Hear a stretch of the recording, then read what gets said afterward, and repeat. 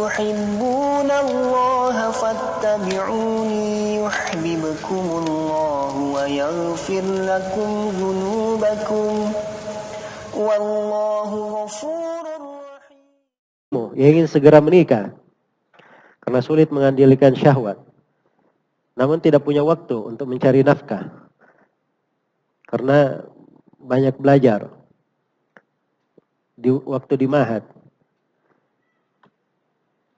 Dari mana dia mendapatkan uang untuk memberi nafkah? Nah, ini namanya belum siap untuk menikah. Ya. Ya, kalau dia belum siap untuk menikah, dia belajar baik-baik. Ya, kalau dia ada masalah dengan syahwatnya, dia puasa tiap hari. Puasa tiap hari. Kalau masih ada masalah dengan syahwat, dia ketika belajar atau menghafal, dia sambil berjalan keliling atau sambil berlari. Ya, jelas ya? Terus dia menghafalnya sampai tengah malam. Tidurnya dalam sehari dan semalam 2 jam sampai 4 jam saja. Nah, itu insya Allah akan turun nanti syahwatnya. Ya harus begitu kan. Jelas ya? Kalau dia tidak melawan dirinya, tidak dia kuasai dirinya, dia akan dikuasai. Ya. Makanya solusinya itu seperti yang dikatakan oleh Nabi, ya ma'asyarasy syabab, man istata'a minkumul ba'a falyatazawwaj. Fa innahu aghaddu lil basar wa ahsanu lil farj. Wa man lam yastati' fa alayhi bis-shaum fa innahu lahu wija. Wahai sekalian anak muda, siapa di antara kalian yang mampu untuk menikah, hendaknya dia menikah. Karena itu lebih menundukkan pandangan dan lebih menjaga kemaluan. Siapa yang tidak sanggup, hendaknya berpuasa. Nabi tidak bilang puasa Senin Kamis 3 hari dalam sebulan. Jelas ya? Ini tergantung keperluannya. Kalau Senin Kamis sudah cukup, ya tidak apa-apa Senin Kamis. Kalau dia tidak cukup, puasa Daud.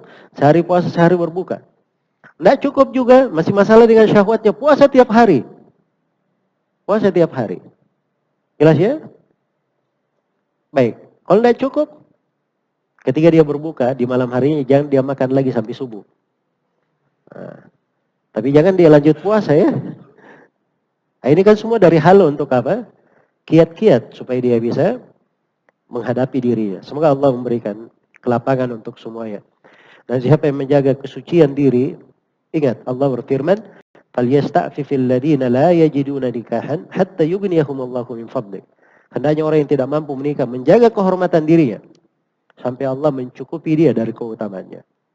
Ya, kalau dia jaga kehormatan, insya Allah akan dicukupi nanti oleh Allah Subhanahu wa ta'ala. Akan dimudahkan dia dari area yang tidak pernah dia sangka. Dari area yang tidak pernah apa? Dia sangka. Ya. Jangan dikira ya bahwa orang-orang itu, ada orang-orang yang subhanallah Allah mudahkan dari area yang tidak pernah disangka. Saya pernah baca sebuah kitab, tapi saya tidak periksa riwayatnya dari mana. Tapi bukunya bagus ya. Ya. Tanya ada dulu seorang alim, dia ahli qari, biasa mengajari orang Al-Quran dan seterusnya. Dia miskin, tapi dia tidak mau nadahkan tangannya ke orang, tidak mau meminta. Ya. Suatu hari dia sangat kelaparan, dan dia menganggap dirinya waktu itu sangat darurat. Kalau tidak makan mungkin dia bisa mati atau misal itulah bayangan dia. Jadi dia berijtihad bahwa dirinya ini adalah apa? Darurat. Makanya dia naik pun ke rumah sebagian manusia, sebagian orang, ya, untuk mengambil makanan yang dia perlukan. Nah, dia lihat sebuah rumah terbuka jendelanya, dia masuk, sedang ada makanan di panci. Begitu dia buka, Masya Allah ada makanan. Tapi begitu dia lihat makanan ini, dia ingat kepada Allah Subhanahu wa ta'ala. Akhirnya dia sadar bahwa dirinya keliru. Dia balik lagi. Ya. Dia tinggalkan hal tersebut karena Allah. Dia sadar.